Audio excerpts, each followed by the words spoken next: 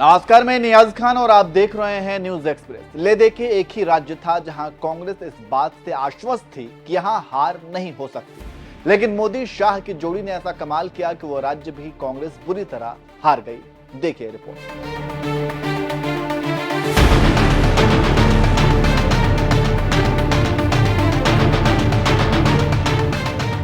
छत्तीसगढ़ चुनाव के नतीजे आ गए हैं और कांग्रेस में हार के कारणों पर मंथन भी जारी है। वहीं राज्य में बीजेपी की जीत महिलाओं और आदिवासी समुदायों के मजबूत वोट का परिणाम है। चुनाव की तारीखों की घोषणा से पहले ही केंद्रीय गृह मंत्री अमित शाह ने छत्तीसगढ़ में कमान संभाल ली थी।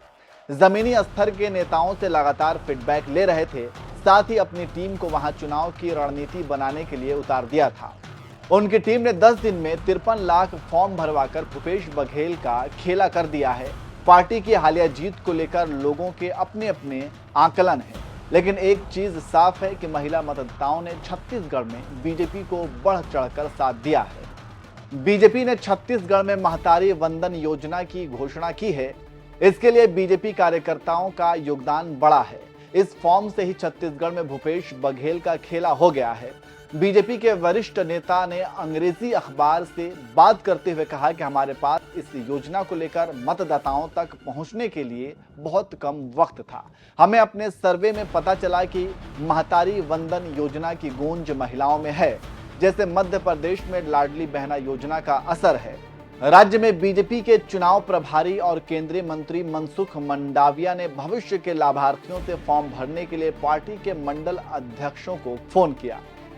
जानकारों की माने तो 7 नवंबर को छत्तीसगढ़ में पहले चरण की वोटिंग होनी थी। इससे पहले हमने फॉर्म भरवाना शुरू किया।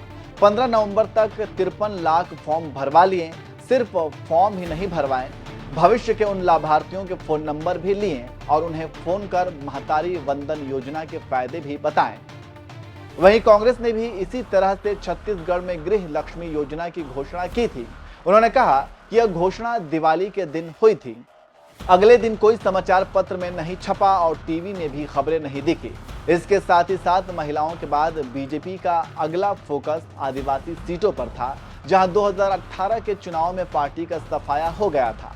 बीजेपी नेताओं की माने तो जब हमने जनजातीय क्षेत्रों का आंतरिक दौरा किया तो हमने पाया कि तेंदुपत्ता संग्रहकर्ताओं के लिए बोनस बहुत कम था। हकीकत में तेंदुपत्ता संग्रहकर्ताओं के लिए बोनस और यहाँ तक कि जूते आदि जैसे उपहारों की रमन सिंह की नीतियों का उनके मन में स्मरण था। हमारी पार्टी ने उनसे वादा किया कि इन क्षेत्रों में सभी को बहाल कर दिया जाएगा। बघेल सरकार के खिलाफ पहले से ही सत्ता विरोधी लहर थी। हालांकि वो राजनीतिक रूप से काफी मजबूत थे, लेकिन लोग जानते थे कि असम, यूपी, हिमाचल प्रदेश जैसे अन्य राज्यों में कांग्रेस के चुनावी अभियान के लिए यहां से फंडिंग हो रही थी।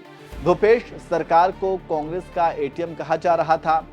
साथ ही भ्रष्टाचार के कई आरोप लग रहे थे, जिसे बीजेपी ने कैश करा लिया और नतीजा आपके सामने है कि छत्तीसगढ़ में बीजेपी 55 सीटों पर जीत दर्ज की और दिल्ली बीजेपी के नेताओं और देश की जनता के मुंह खुले के खुले रहे।